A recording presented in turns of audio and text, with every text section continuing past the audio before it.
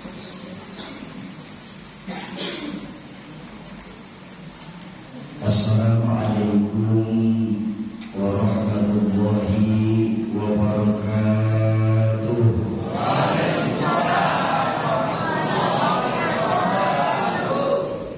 Bismillahirrahmanirrahim. Walhamdulillah. Ya da'imal fadli 'alal bariyah, ya basital yadaini bil 'atiyah, ya sahibal mawahibis saniyah, salli ala sayyidina Muhammadin khairal bariyah, waghfir lana ya dzal ula fi hadhihi al-'ashriyah. Amma ba'du, qala Allah ta'ala fil Qur'anil Karim wa huwa asdaqul qailin. A'udzu billahi minasy syaithanir rajim. Bismillahirrahmanirrahim. In uridu illa al-islaha mastata'tu wa ma taufiqi illa billah, alaihi tawakkaltu wa ilaihi unib. Wa qala Rasulullah sallallahu alaihi wasallam, man arada dunya fa alaihi bil ilmi, wa man arada al-akhirah fa alaihi bil ilmi, wa man aradahuma fa'alaihi bil ilmi. Sadaqallahul azim wa sadaqa rasulul karim. Yang saya muliakan para alim ulama, para asatiz dan ustazah, para hujjaj, para sepuh dan bini sepuh yang hadir di Darul Qudus, wabil khusus guru saya Al-Mukarram Kiai Haji Imam Syah,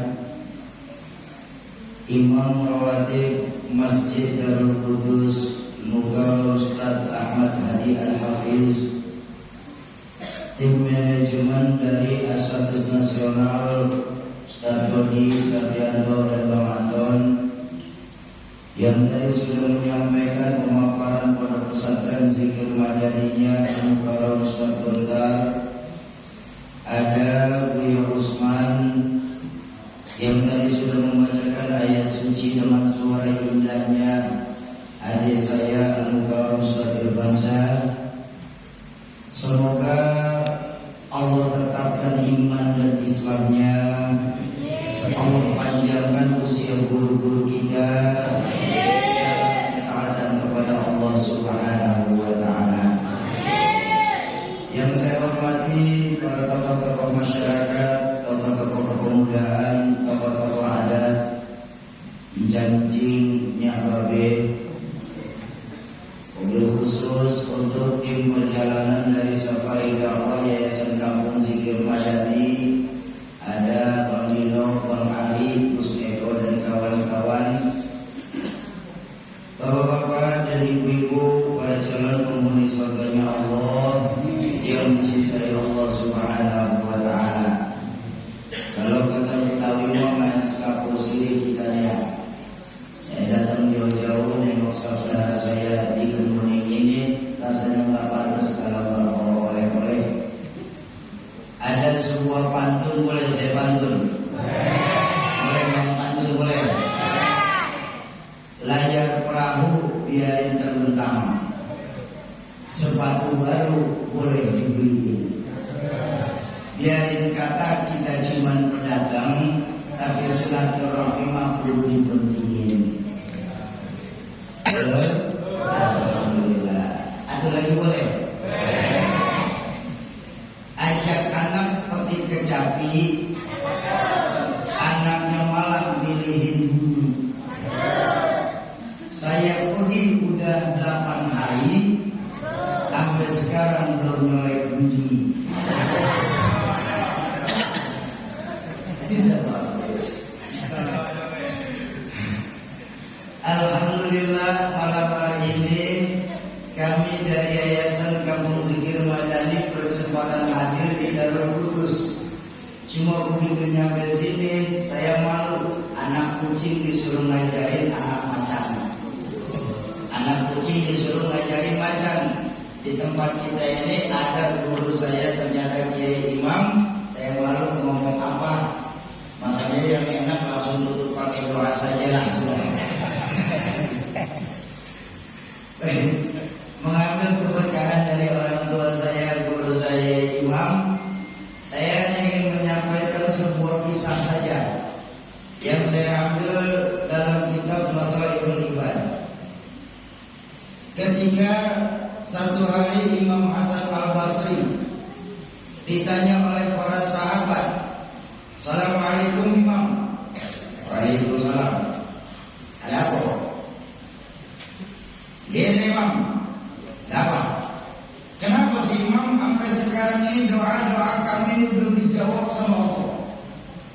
Permohonan kami belum dikabulkan sama Allah. Payah kami sholat, payah kami baca Quran, tapi kenapa sampai sekarang doa kami ini belum dijawab sama Allah Imam?" Untuk sholat, orang Kemuning ini walaupun di akhir waktu usahain untuk sholat. Betul. Amal Quran juga walaupun tiba malam Jumat, itu dia yasin lagi. Saya baca Al-Quran. Amal yatim walaupun saweran satu kampung, kita ikut saweran yatim. Begitu banyak Imam perbuatan baik yang kami lakukan.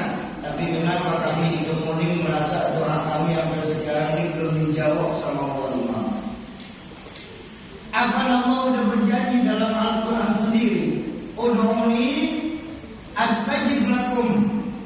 Mintalah kepadaku maka pasti aku kabulkan permohonanmu. Tapi kenapa kami merasa sampai sekarang doa kami belum dijawab sama Allah? Apa mungkin ayat Qurannya yang salah? Tapi bukankah Allah Maha benar atas segala firman-firmannya? Atau mungkin juga Allah lagi terlalu sibuk sampai doa kita masuk ke tulis jadwal tunggu macam-macam. Mendengarkan pertanyaan tersebut, Imam Hasan Al-Basri tersenyum. Beliau berkata, para jamaah Masjid Darul Qudus, ya Imam, apakah kita semua tahu di Kemuning apa yang menyebabkan doa kita sampai sekarang belum dijawab sama Allah? Ya nggak tahu Imam, makanya saya tanya. Yang menyebabkan doa kita sampai sekarang belum dijawab sama Allah, ini kata Imam Hasan Al-Basri, itu dikarenakan hati kita di Kemuning ini sudah pada mati. Dari hati yang mati, bagaimana seluruh doa itu bisa sampai ke hadirat Allah Azza wa Jalla? Lalu apa Imam yang menyebabkan hati kita mati ini? Dari sekian banyak jawaban Imam Hasan Al-Basri, mengambil keberkahan guru saya Imam, saya menyampaikan beberapa saja. Pertama, yang menyebabkan hati kita mati sampai doa kita belum dijawab sama Allah. Pertama, araftumullah wa lam tu'addu haqqahu. Kita ini di Kemuning ini Pak, terlalu kenal sama Allah. Kita jadikan Allah seolah-olah karib dalam kehidupan kita. Kita kenal Allah belum dijawab sama Allah. Bahkan saya minta maaf, saya ngomong sama saudara-saudara saya sendiri. Maaf. Berapa banyak terutama orang Betawi, banyak Betawi benar? Ada Betawi ya? Banyak dari kita nih, apalagi orang Betawi nih, yang baru ingat Allah saat kepala kita kepentok tembok. Kalau udah kejedot tembok, tuh ya Allah, baru kita ingat Allah lagi. Artinya apa? Berapa banyak dari kita yang baru ingat Allah saat sedang punya masalah, baru kita ingat Allah. Mohon maaf deh, berapa banyak di Kemuning kalau lagi punya masalah imannya kelihatannya cakep, zikir nggak berhenti. Ya Allah, ya Allah, ya Allah, mana aku cari ini? sholat, belum azan udah masuk Darul Qudus. Sama yai imam langsung dekat. Kenapa? Karena lagi punya masalah. Tapi begitu lolos dari masalah, jalan ke Darul Qudus bisa nyasar lagi kita Pak. Darul Qudus Jakarta ya. Bukan Darul Qudus di sini ya Iman. Ini mah orang Jakarta. Kalau ingat Allah kita punya masalah. Ini orang Jakarta. Tahu cuma tahu Taiwan. Kalau kita tahu sini sih insya Allah sama.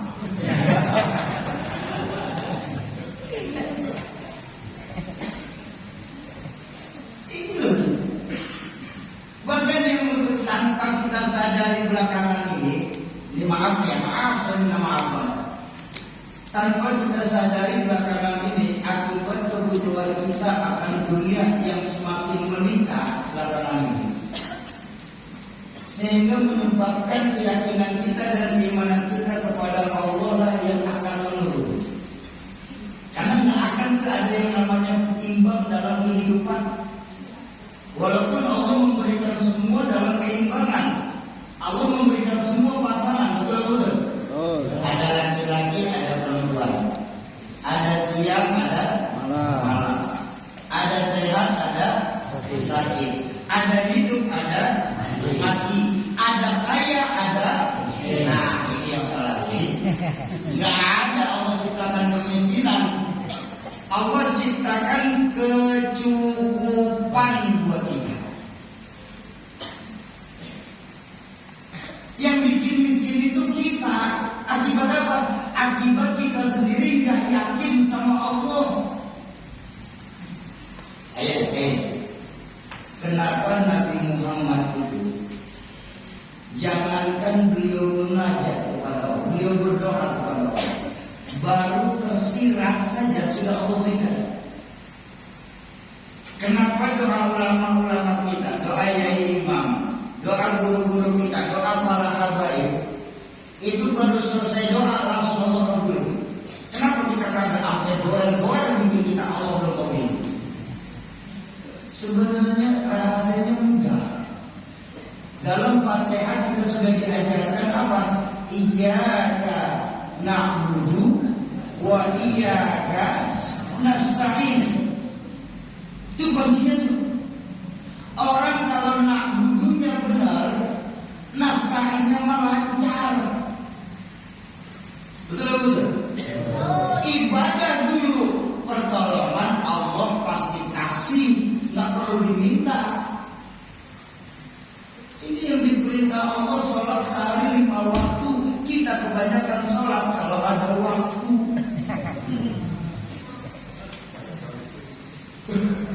Ini lagi mikirnya. Dia mau kenyataan kok. Ya, saya mau dulu.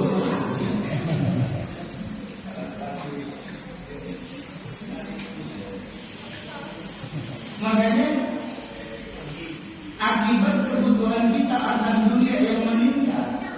Sadar atau tidak sadar, maaf saya minta maaf. Belakangan ini kita Bapak Ibu orang Islam terutama, saya ngomong di hadapan saudara saya, kita orang Islam lebih percaya angka matematika daripada angkanya Allah. Padahal dalam kehidupan kita ada 3 jenis angka yang selalu menemani kita sehari-hari. Sabar ya. Antum ya. Kalau bakal ngantuk kamu tidak balik belakang. Antum kan? Agak. Bagus. Tenang sebentar ya. Bisa tenang? 5 menit lagi abang selesai baca. Emang jam berapa baru lulus pengajian? Hampir jam 4. Ya benar orang kan jadi. Baik. Ada 3 jenis angka yang kita manusia ini selalu berputar di dalamnya. Ini selalu menolong kita ini. Angka matematika, angka sosial, angkanya Allah. Tapi sayang, dari 3 ini kita jauh lebih percaya angka matematika daripada ada angka sosial, apalagi angkanya Allah. Padahal tiga sifat angka ini berbeda satu sama lain. Angka matematika sifatnya mutlak, ya, nggak bisa ditawar. Rumusnya banyak, minimal rumus dasar matematika kan 4: penambahan, pengurangan, pengalihan, dan pembagian. Angka matematika 1 tambah 1 sama dengan 2. 1 dikurang 1 sama dengan 0. Itu angka matematika. Nggak ada saya belajar SD 1 kurang 1 setengah. Kenapa bisa setengah? Karena kenal. Jangan sampai habis. Nggak ada. Mau kenal mau kagak, yang namanya 1 kurang 1 0. Kenapa? Sifatnya mutlak. Tapi ketika bertemu dengan angka sosial, angka sosial ini hasilnya aneh. Rumusnya abstrak angka sosial. Nih, angka sosial saya kasih contoh.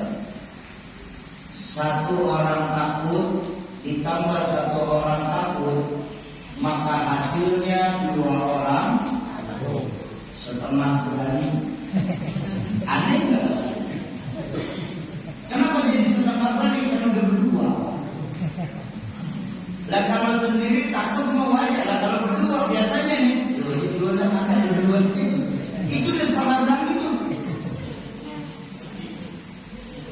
Tapi kalau ditambah lagi 1 orang takut ditambah 1 orang takut ditambah 1 orang takut, maka hasilnya 3 orang pemberani. Berubah hasilnya. Kenapa jadi pemberani? Lalu bertiga. Kalau bertiga masih takut, cemen namanya kita di sini. Betul? Itu angka sosial, aneh angka sosial. Malahan ada angka sosial ngajarin begini: 1 ekor ayam ditambah 1 ekor musang, maka hasilnya 1 ekor musang. Kemana ayamnya? Makan musang. Apa kagak aneh tuh angka sosial?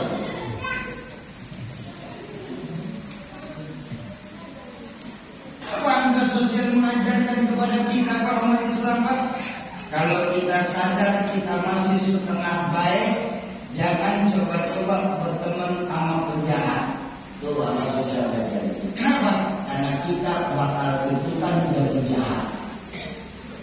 Kita sadar kita masih setengah baik, jangan coba-coba kita berteman sama penjahat. Kenapa? Karena kita bakal jadi ikutan jahat.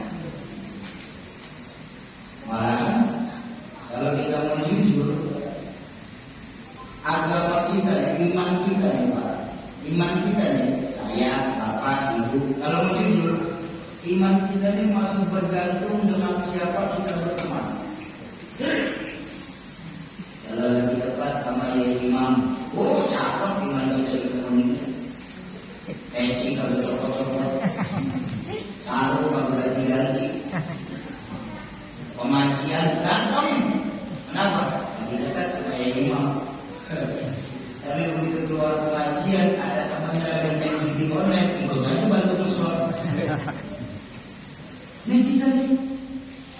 Makanya dulu orang tua saya, rahmatullah di Indonesia, pernah ngajarin ke anak-anak beliau, ke kami putra-putra beliau.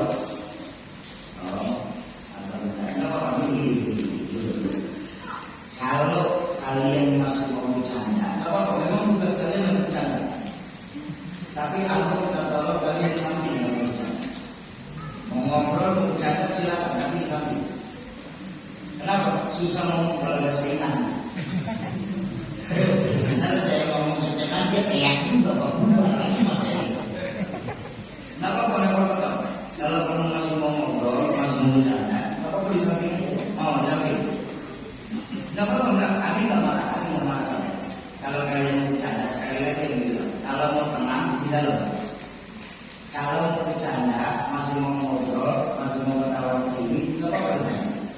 Bisa, ya bisa.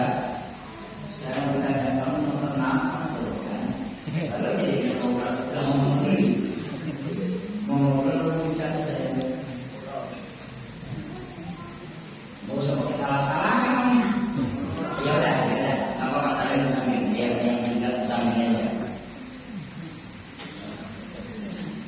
Boleh jangan pakai salah-salahan. Mau di dalam, apa boleh samping saya? Di dalam, tidak tenang dulu ya. Kalau nggak kamu tidur aja, kamu udah ngantuk soalnya. Ya, baik. Nah, tenang ya. Soalnya saya ya. Insya Allah. Sampai mana saya berusaha? Iya minta maaf Pak. Ceramah ini walaupun sama-sama dulu, tapi ceramah beda berat. Coba lihat, tangan nunjuk agak istirahat, otak mikir ngomong apa lagi saya. Mulut teriak, mulut layar kencang, tenggorokan kering, perut keroncongan. Lagi ada tarik suara, adik saya ikutan teriak juga keluar lagi mantap ya Rasulullah. Makanya Bapak Ibu jemaah ma'asyiral muslimin dan muslimat yang berbahagia, dulu orang tua saya pernah berpesan kepada putra-putra beliau, termasuk saya. Apa yang beliau pesan? Ternyata belakangan ini saya tahu ucapan beliau itu ucapan dari maqalahnya Sayyidina Ali radhiyallahu anhu.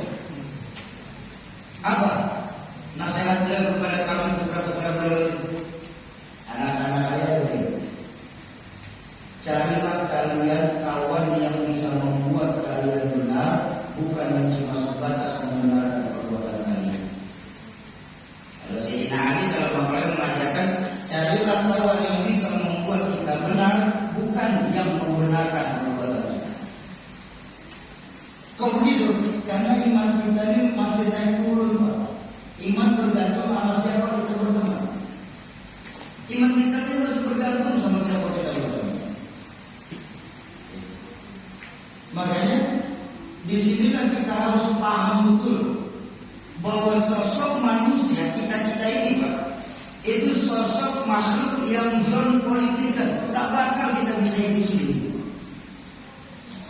Apa buktinya? Nabi Adam di dalam surga sendirian bengong. Begitu ada Siti Hawa baru aman dia. Jadi nggak ada orang itu yang bisa hebat sendiri, pintar sendiri, jago sendiri. Apa nanti kalau meninggal dunia dia jalan mundur sendiri? Betapapun hebatnya kita harus sadar kita tetap memerlukan orang lain dalam kehidupan kita. Nggak bisa kita manusia hidup eksklusif. Inilah pentingnya kita bersosialisasi. Maaf.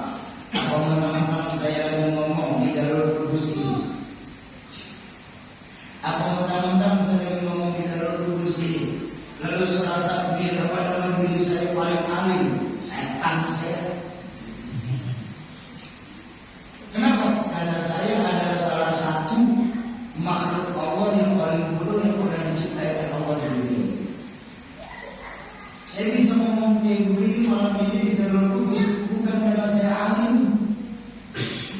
Saya bisa ngomong enak kayak gini kenapa? Cuma karena ada yang dengerin. Enggak lebih dari itu. Betul?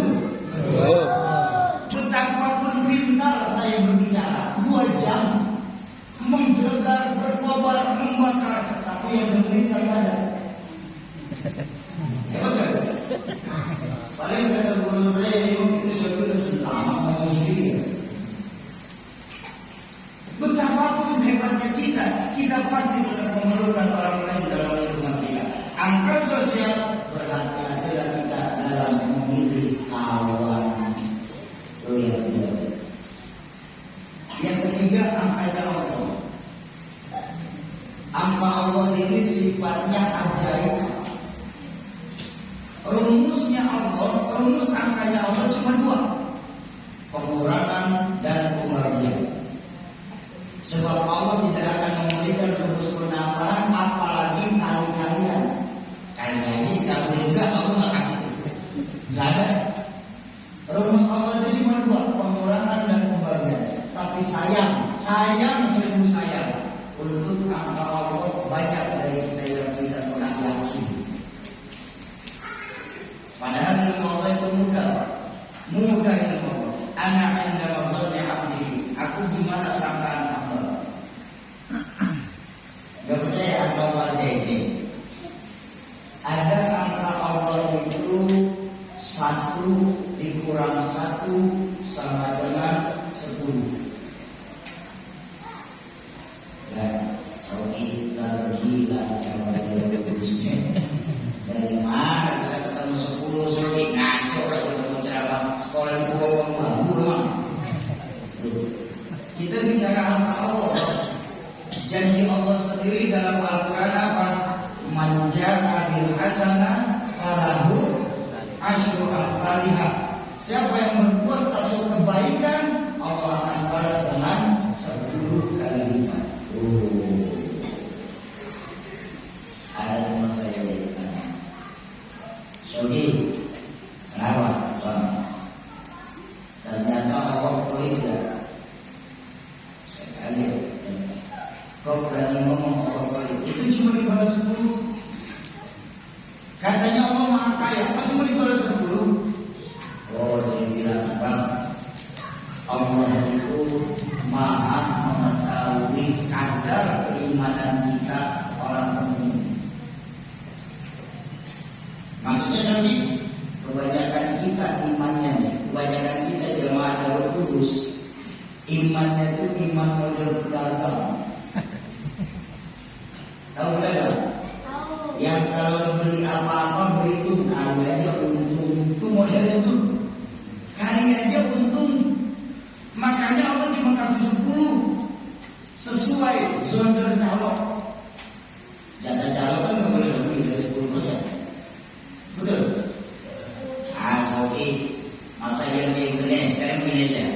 Saya ajak kos-kosan aja ya, Om. Saya ajak kos-kosan. Entah hari Jumat, orang laki di kebun ini pada sholat Jumat kan yang misal sholat Jumat apa enggak? Sholat, yang sholat.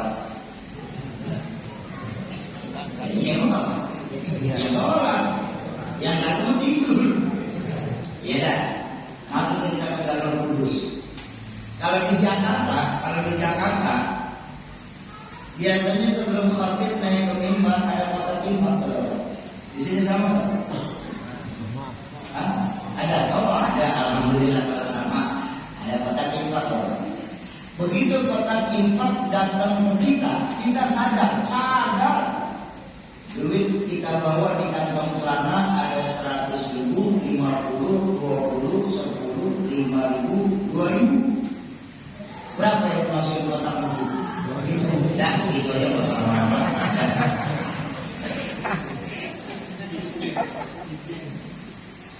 Dari cara zikiran kita itu udah beda, Pak. Dari cara zikiran kita beda. Kalau kotak infak masih jauh,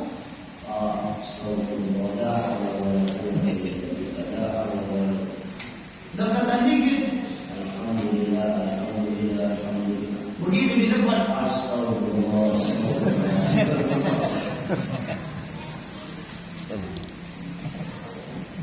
Jadi buat abang-abang saya, jangan pernah kita protes sama Allah ketika Allah berikan kita rezeki hari ini 20.000.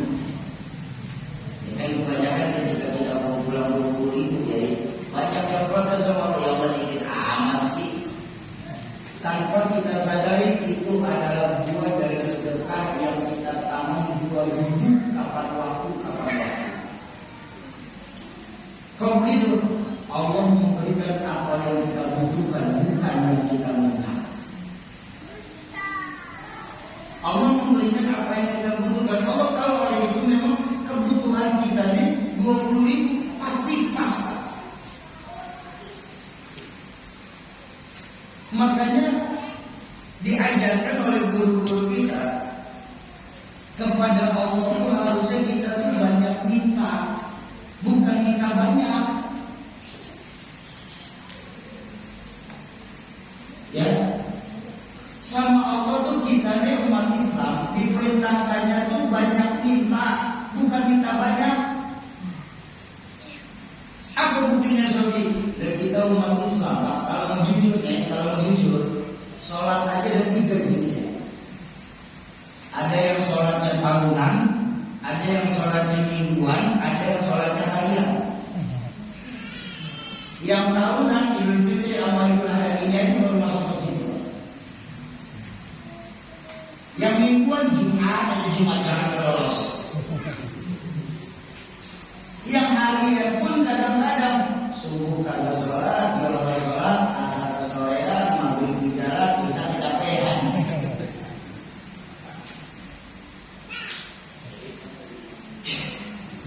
Kita lupa kepada Allah, kita harus banyak minta, bukan minta banyak. Kenapa? Karena berapapun rezeki yang kita dapat hari ini, percayalah itu adalah buah dari sedekah yang kita keluarkan kapan waktu. Sesuai janji Allah kepada keyakinan kita, man jaa bil hasanah falahu asyru amsalha. Itu yang paling kecil. Ada angka Allah itu Pak, 1 bagi 1 100. Dari mana Sobi? Janjinya baginda Rasulullah SAW, di mana beliau sendiri mengajarkan seluruh orang yang melakukan satu kebaikan Allah akan balas dengan mi'ata marrah, 100 kali lipat. Makanya dalam riwayat lain ditegaskan, semua orang yang mengeluarkan harta di jalan Allah tidak akan pernah berkurang jumlahnya sedikit pun. Justru yang terjadi apa? Waliyazdan akan bertambah dan bertambah. Bu, kalau baginda Nabi mengulangi kalimat lebih dari 1 kali, ini bukan kalimat yang main-main. Ummati As-salat An-nisa.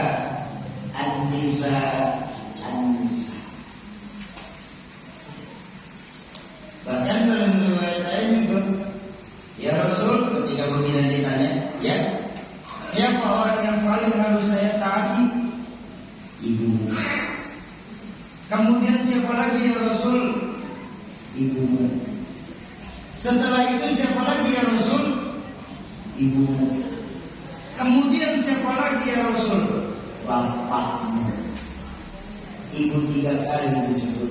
Kita orang laki 1 kali.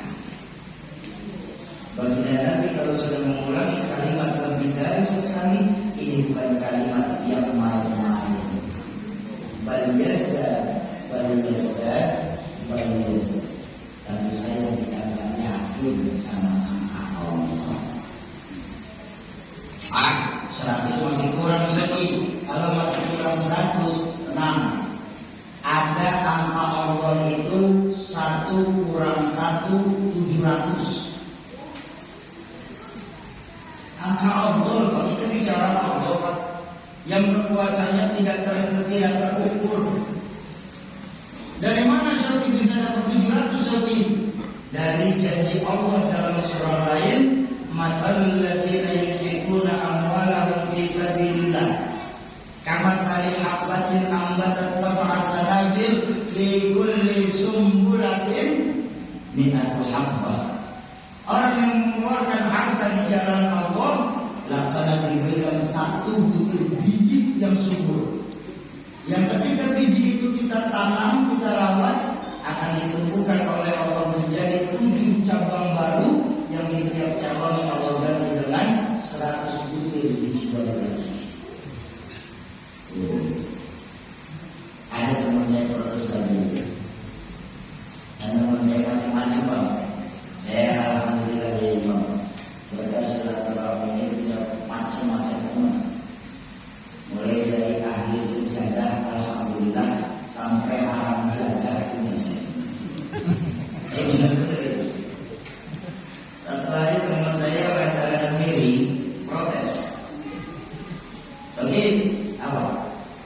Allah itu kan maha menepati janji ya.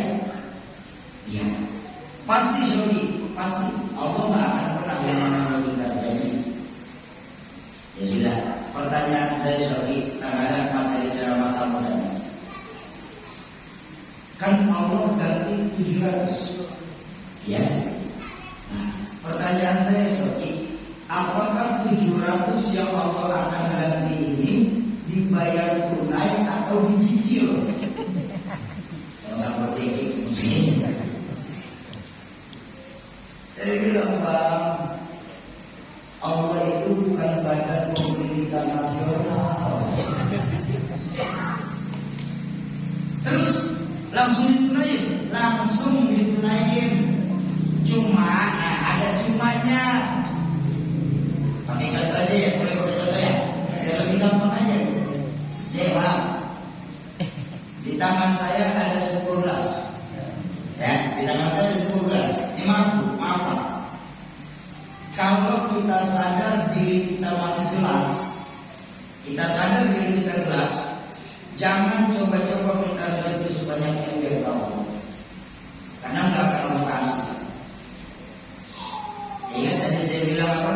Allah memberikan apa yang kita butuhkan, bukan yang kita minta. Itu ilmu Allah.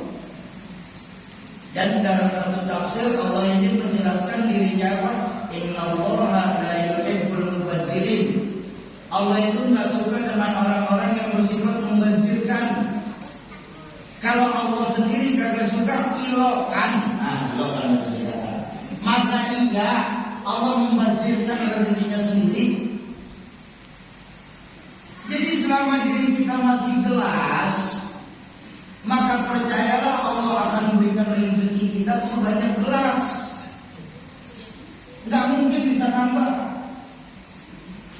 Tapi kan Soki, kita orang kamu ini pengen punya rezeki seember. Amin. Ya kalau pengen punya rezeki seember, rubah dulu media diri kita. Jadiin diri kita ini seperti ember dulu.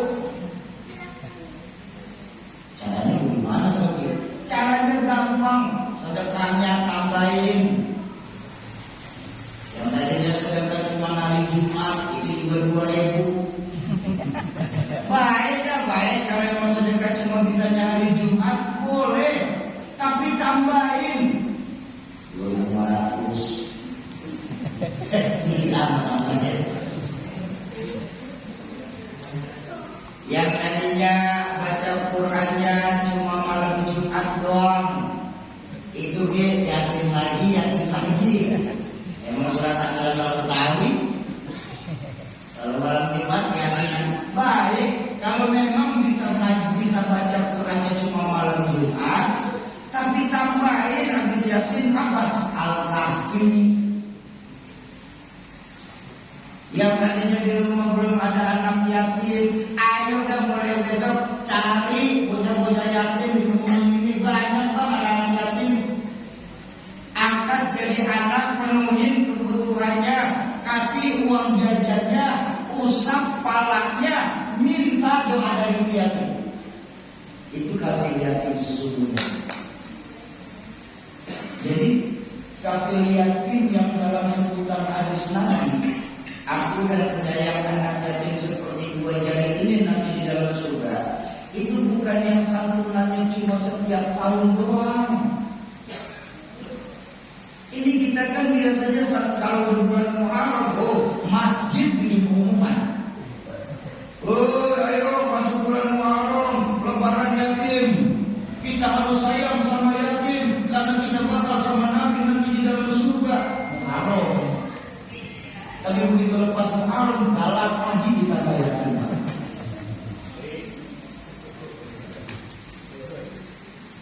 Makanya yang dimaksud kafir yatim ini bukan cuma sebatas ngantunin. Kalau bisa rawatin, penuhin kebutuhannya, kasih uang jajannya, jangan alergi, usap palanya, minta doa dari yatim. Jadi kita nggak akan tahu dari mulut mana doa itu yang akan dijawab sama Allah. Betul. Ini maaf, kehabisan ini maaf ya, saya minta maaf sebelumnya. saya bang, memang habis yang ini masalah. Saya nih Muhammad Saudi bang, saya yatim. Yatim apa kagak? Yatim namanya. Boleh nanti habis acara usah kepala saya. Makanya nah, Bapak Ibu, ketika Allah menilai diri kita sudah wadahnya ember, nggak perlu kita capek-capek minta rezeki sebanyak ember, karena Allah pasti kasih. Allah sudah menilai wadah diri kita ini ember. Jadi nggak usah kita doa sama Allah, ya Allah berikan saya rezeki sebanyak ember. Nggak perlu. Kenapa? Ketika Allah menilai diri kita sudah jadi ember, maka Allah sendiri yang akan memberikan rezeki kita sebanyak ember.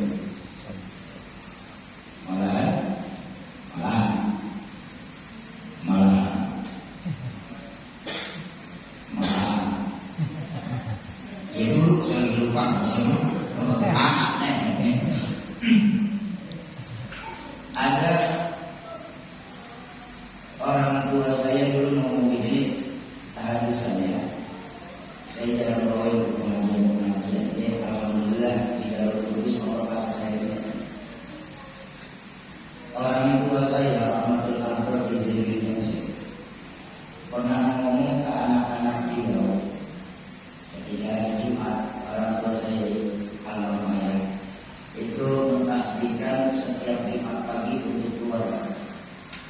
Jadi memang kalau Jumat pagi kami keluarga ini ngomongnya sebebas-bebas.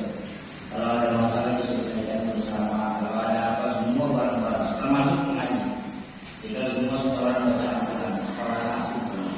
Itu Jumat pagi. Kalau sudah menjelang sholat Jumat, habis sholat Jumat itu waktunya bermasyarakat. Makanya di rumah kami dulu ketika beliau masih ada, hari Jumat itu udah kayak lebaran. Setiap hari Jumat itu udah kayak lebaran. Orang ketemu orang tua saya itu dengan saja ngobrol bareng, makan siang bareng. Satu Jumat orang tua saya bilang begini, almarhum ayah, anak-anak ayah nggak boleh pada jadi ember. Ya karena saya yang rajin dari beliau hampir 8 tahun saya khidmat kepada beliau. Saya protes, ya ayah ini nyuruh jamaah untuk jadi ember daripada jadi gelas. Iya itu buat jamaah, tapi buat anak ayah nggak boleh anak ayah jadi ember. Terus anak ayah bisa jadi apa? Anak ayah harus jadi toren masjid. Tahu toren masjid? Menara air. Nah, lihat sifat menara air. Menara air dia menyimpan air bukan buat dirinya, Pak. Dia salurin itu lewat keran. Dan lihat menara air yang kerannya rajin dibuka, aliran airnya cepat dan jernih. Kenapa? Sering dibuka. Dan lihat sifat menara air. Semakin banyak keran yang ditanam dan sering dibuka, semakin cepat pula diganti dengan air yang baru. Itu menara air. Ya. Dan hebatnya, nggak perlu nunggu menara airnya habis. Menara air nggak perlu nunggu airnya habis. Belum habis sudah diisi lagi dengan yang baru. Kenapa? Ada sifat otomatis di atasnya. Betul. Beda sama ember. Ember nggak bisa ngisi dirinya sendiri, Pak. Ember tetap memerlukan orang lain untuk mengisi dirinya. Apa sih saya? Minta tolong ada yang tidak kenal.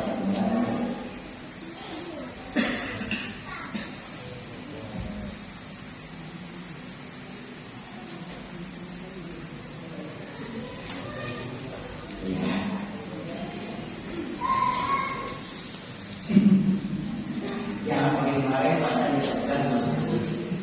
Ya, kasih tahu aja sekarang.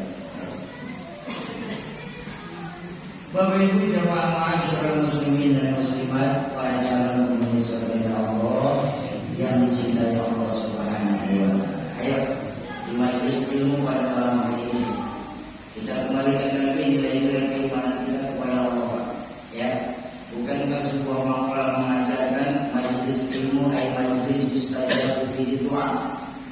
majelis ilmu itu majelis tempat diangkatnya doa kita. Ayo kembalikan lagi nilai-nilai keimanan kita kepada Allah. Kalau kita sendiri, yang kedua Allah. Kalau kita berdua, yang ketiga Allah. Tolong, saya mohon tolong. Sebagai muslim, jangan pernah pisahkan Allah dalam kehidupan kita. Ya, yang pertama ya. Araftumullah wa lam tu'addu haqqahu. Kita kemudian kenal sama Allah, tapi haknya Allah untuk disembah, kewajiban kita sebagai makhluk untuk menyembah tidak pernah kita laksanakan. Ada lagi teman saya nanya. Oke, kenapa?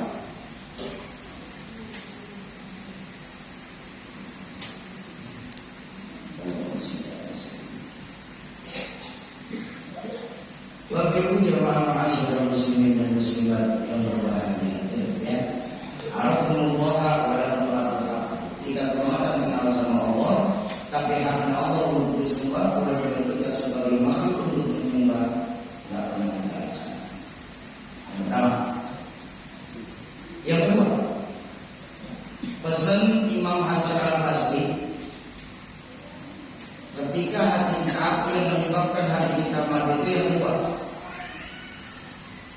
Idda'aitum anna mautal haqqa wa la tasta'idula. Kita yakini di kemudian ini Pak, bahwa kematian itu sesuatu yang pasti. Wa la tasta'idula, tapi kita tidak pernah mempersiapkan diri kita untuk menghadapi kematian kita sendiri. Ini yang menyebabkan hati kita mati sampai doa kita belum dijawab. Kalau bahasa yang sering saya pakai di pengajian, minta maaf saya ngomongnya. Sekarang ini kita sebagai orang tua yang ada di otak kita, sekarang ini bagaimana caranya kita bisa hidup enak, tapi kita lupa mempersiapkan mati nikmat. Kita cuma siap untuk hidup enak, tapi kita sering lupa mempersiapkan mati nikmat. Hidup enak perlu, tapi mati nikmat jauh lebih penting. Kok bisa begitu Ustaz ini? Maaf saya minta maaf. Ya semua nih, saya nggak ada yang ahli semua nih, yang hadir di dalam kudus ini semua nih, ini calon jenazah.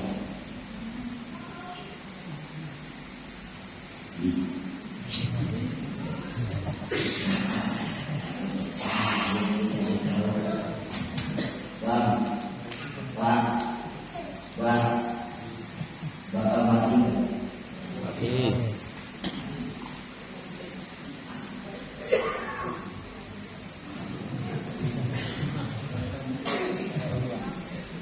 Ibu-ibu saya mati nggak? Mati. Yai Imam mati nggak? Bapak ngomongin masih sehat barangnya, masih sehat begini dulu tindakan yang berada itu. Tapi ngomong kasar banget, aku orang Betawi ngomong mati. Emang yang benar apa? Mati atau meninggal? Mati atau meninggal? Yang ngomong meninggal memang jarang aja, itu positif dah tuh. Ayo kita baca sama-sama. Inna sholati wa nusuki wa mamati. Mati atau meninggal? Mati. Enggak boleh bacaan sholat wa meninggal, enggak boleh. Bid'ah tuh.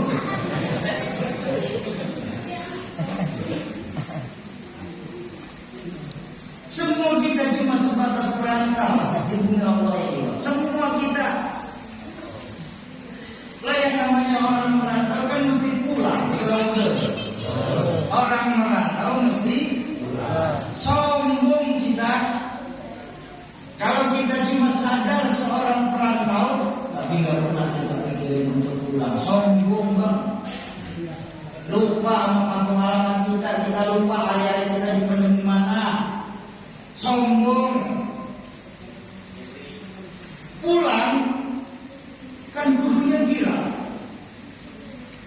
Orang pulang wayahnya mah senang, betul betul. Nih seadanya nih.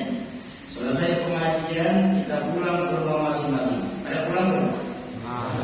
Senang. Kenapa senang? Pulang. Bisa copot sarung, mau pergi ke rumah jalan-jalan bareng teman-teman ya. Orang pulang pasti senang. Lebaran, orang Betawi Kemuning yang masih punya kampung di Jakarta pada pulang mudik. Yang mudik girang apa enggak? Kenapa girang? Pulang mudik ketemu keluarga besar, siapa yang enggak girang? Betul. Terakhir, selesai hidup di dunia kita pulang kepada Allah. Pulang, senang apa enggak? Nggak konsekuen.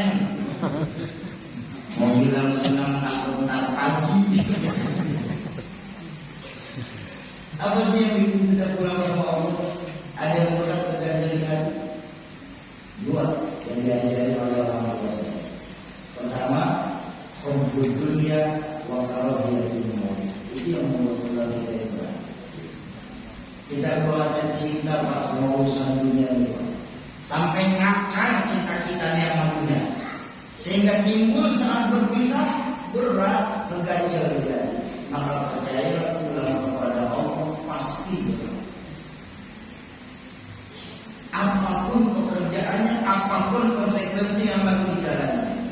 Kalau di hatinya sudah ada cinta dunia, maka dia akan takut dengan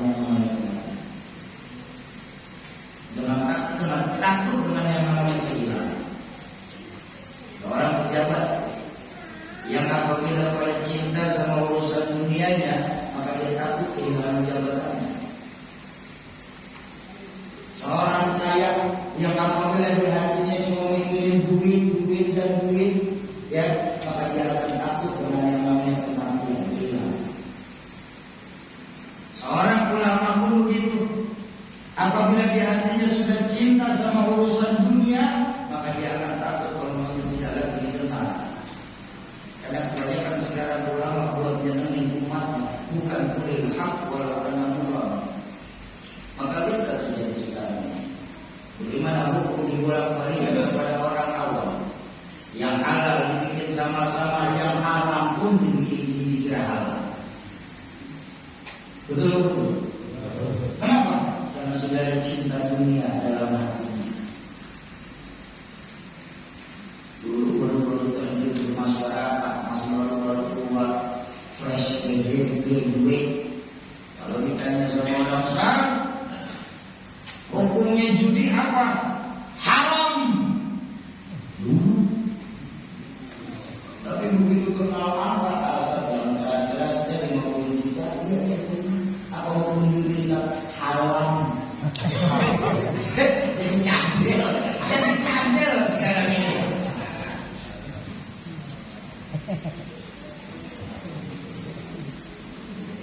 Dan memang terjadi.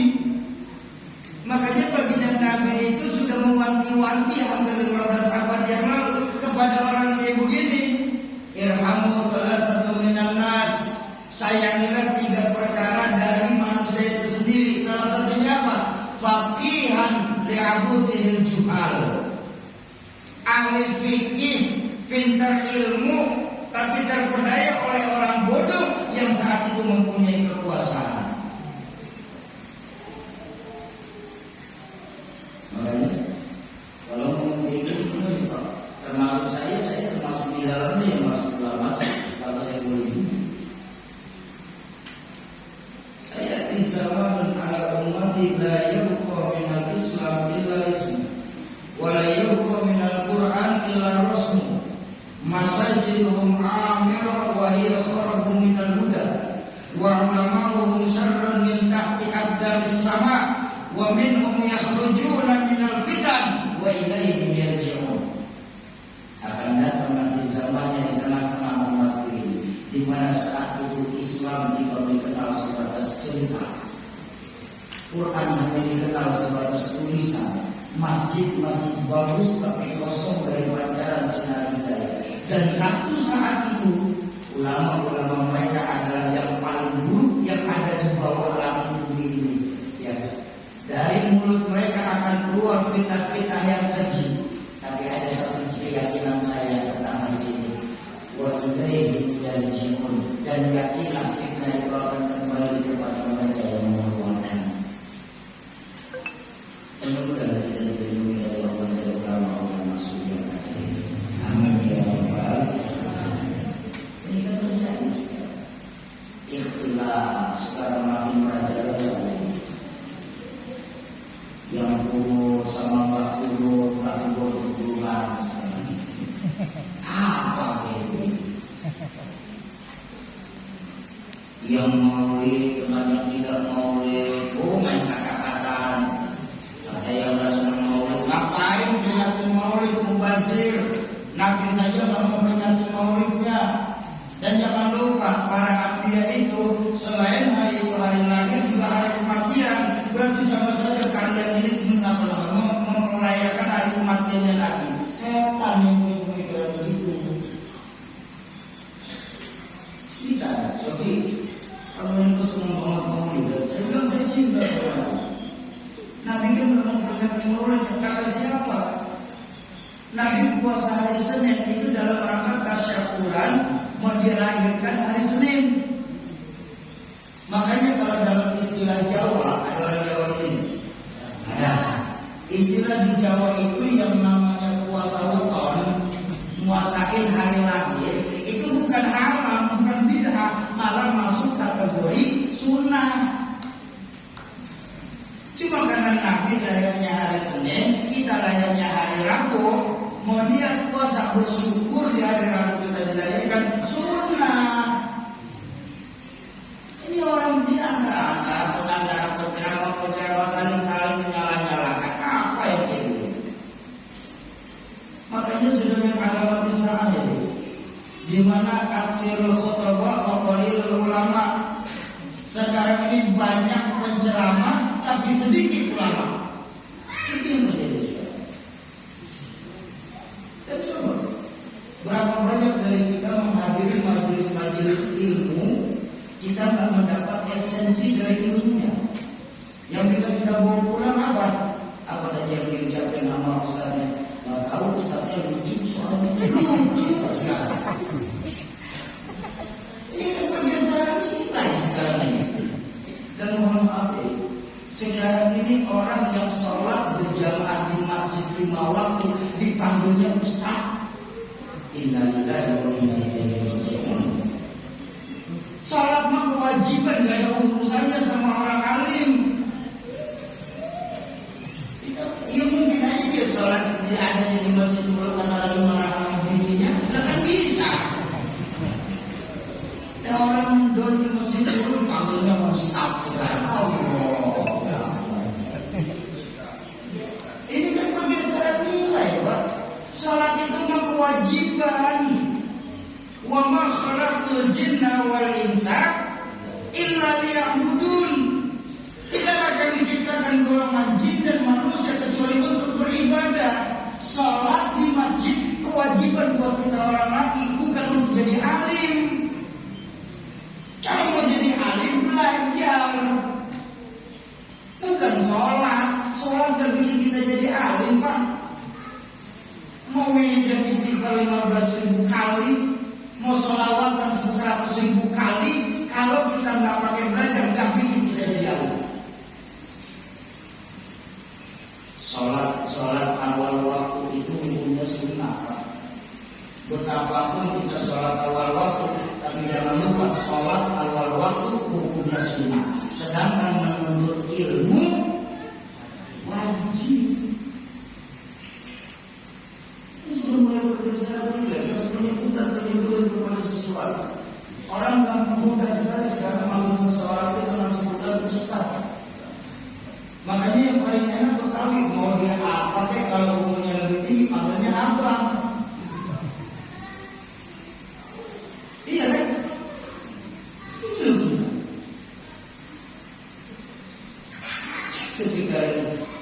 Sekarang ini zaman entertain, orang nggak mau bikin pusat. Mohon maaf ya, mohon maaf, minta maaf saja. Orang Betawi, Pak, ini kan apa saya yang baca Betawi itu saya ngomong.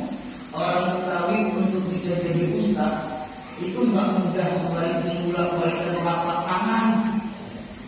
Orang-orang dulu untuk jadi seorang ustaz, untuk dapat sebutan ustaz, itu bukan cuma modal peci sama sarung. Benar-benar ini.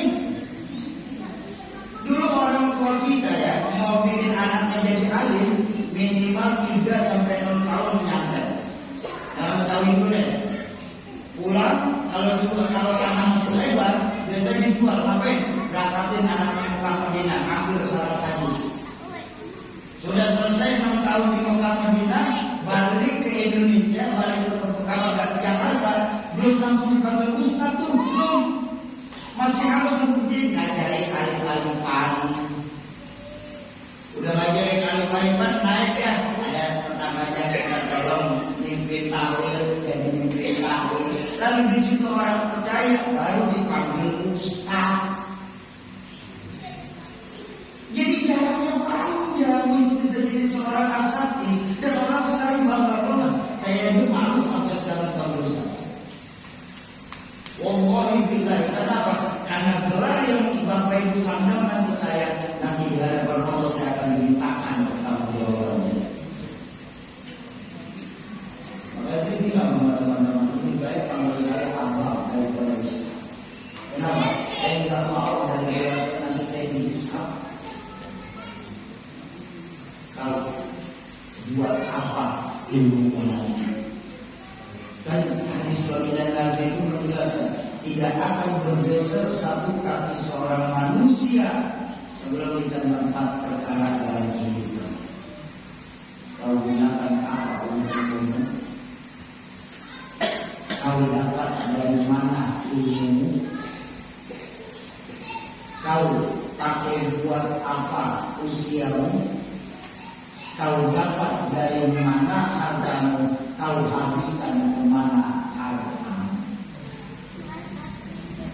Tanpa 4 perkara ini kaki kita berbakan menggeser nanti dia berhisab di hadapan Allah. Qadhi Rabbul Jinn.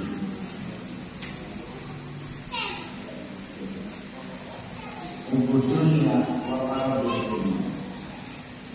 Jadi Syaudi, berarti kita orang Islam ini nggak boleh cinta sama dunia dong. Dia nggak begitu konsepnya, Pak. Konsepnya juga nggak bisa begitu, karena Ibnu Athaillah itu mengajarkan dalam riwayat kitabnya, ini dunia. Ambil yang kalian perlu, nikmati yang boleh. Sebisa mungkin diajarkan oleh Ibnu Athaillah, sebisa mungkin jangan sampai kita gagal di dunia. Allahu Akbar. Ini kan seolah-olah cuma kalau bahasa langsung kita nih, kalau bahasa langsung kita, orang Betawi kalau bisa malu jangan pada jadi orang miskin. Kenapa? Kemiskinan awal kekufuran, kemiskinan gerbang awal menuju kekufuran. Kalian orang Betawi jangan jadi orang bodoh. Kebodohan gerbang awal dari kemiskinan, kemiskinan gerbang dasar dari menuju kekafiran. Kita Betawi orang-orang tenang aja. Betawi tinggal punya rokok sebungkus sama kereta aman banget. Dulu depan bangunan ini suatu mungkin aman banget kan? Benar? Kita merasa kalau punya duit, uang apa dikontrakin? Uang kontrakan habis, uang apa dipajak? Ujung-ujungannya dia kontrak di mandiri. Berapa banyak Betawi Jakarta yang kejadian seperti ini? Jadi bukan berarti kita di dalam Islam tak perlu dunia. Lalu kita masih tinggal di dunia kok. Cuma diajarkan oleh orang tua saya, jangan jadikan dunia ini macam peci kita, Bang. Semahal-mahalnya peci, semurah-murahnya peci. Mau yang 5, mau yang 10 ribu, mau yang 15 ribu, mau yang 300 ribu, mau yang 1 juta saja. Adanya di atas. Semurah-murahnya peci di dalam di atas. Jangan jadi urusan dunia, jadikan dunia kita macam sendal. Semahal-mahalnya sendal adanya di bawah. Ya, ini kan kita enggak, dunia kita jadiin peci, Pak. Padahal kita lupa hidup hanya sebuah perjalanan panjang, perpindahan dari satu tempat ke tempat yang lain, dan di tempat masing-masing tempat disitulah kita perlu bekal. Persiapkan perjalanan karena jalan kita masih sangat panjang. Kita perlu bekal. Ini yang kedua nih, karena nggak punya bekal pulang mau berat. Perjalanan kita masih panjang. Alam Nur, Alam Rahim, Palembang. Apa selesai belum? Dari Palembang kita pindah mana? Alam Barzah. Berapa lama di Alam Barzah? Kalau di Palembang berawan, ikutin umur Nabi. Betul. Kan usia umat Nabi ikutin Nabinya. Kita sekarang akhir zaman umat baginda Rasulullah SAW. Usia beliau ketika wafat 60, itu standar orang kuning. Benar-benar mau nyontor hadis usia umat itu baik nasikin wasabain antara 60 sampai 70. Kalau pun lebih dikit kan, cepet bonus. Ini namanya bonus, ya. Lalu berapa banyak kita di kemuning yang sampai 100 tahun saya tanya? Betul. Jadi contoh Nabi patokan kita di kemuning 63. Nah, kalau malam ini udah berasa 50 tahun, waspada. 13 tahun lagi loh Pak, mulai memperbanyak ibadah.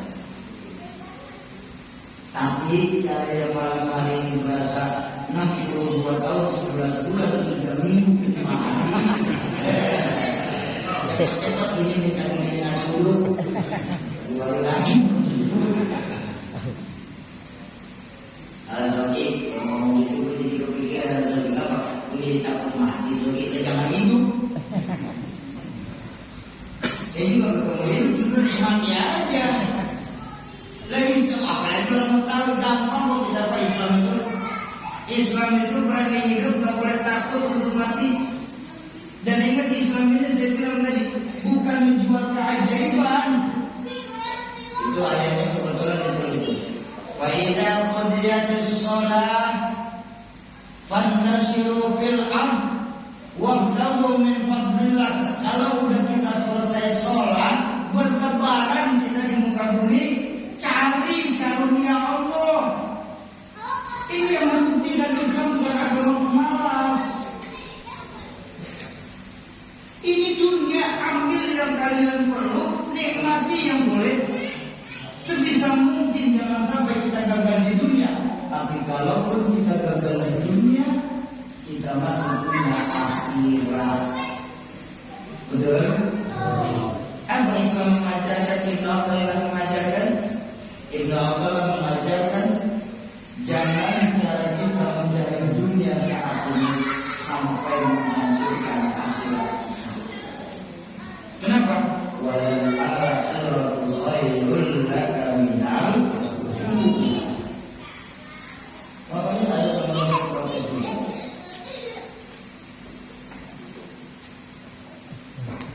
Iya, kalau tak berdoa silahkan protes. Teman saya sempat protes. Soalnya teman saya bertanya semua Allah. Nauzubillah kamu. Teman saya bertanya. Suatu saat ketika lagi kubur dapat suara saya kami nih yang lagi pada betul-betul sholat berjamaah. Lepas sholat balik lagi begitu banyak teman saya yang keluar dari Islam ini. Murtad ini protes. Ini loh Soki yang saya kagak demen dari Islam. Saya bilang, kok begitu loh? Iya, kita ini kan belum tentu setahun sekali bisa tetap. Nanti aja ke sholat-sholatnya. Ngapain kita langsung sholat? Islam itu nggak elastis. Islam itu terlalu kaku, terlalu banyak aturan dan larangan. Saya bilang, makanya dia bilang, makanya saya keluar dari Islam.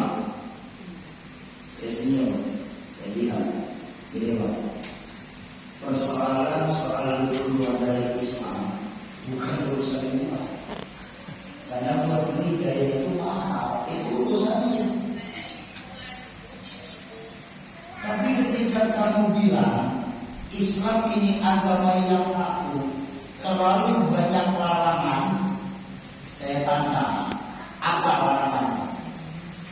Buat saya, tidak ada agama yang semudah dan sehebat Islam.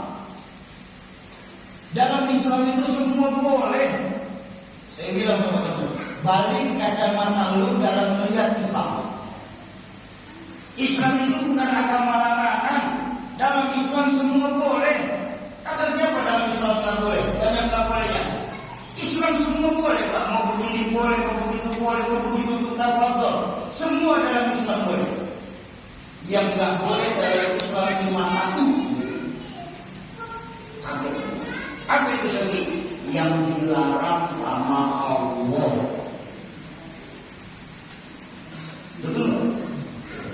Kalau nggak yang dilarang sama Allah kan silahkan di dalam hidup. Ini protes lagi. Itulah Syafi. Larangannya Tuhan ini banyak. Saya bilang, coba sebutin apa saja larangan-larangan dari Tuhan saja. Khamar. Islam nggak boleh minum khamar kan? Saya senang minum khamar. Dulu saya diajarin khamar itu bapak moyangnya kejahatan. Oh, begitu. Iya, abang salah melihatnya. Justru dalam Islam itu diperbolehkan kok minum khamar. Abang mau minum khamar sampai kembung sekalipun boleh. Tapi nanti di surga. Bukan di paling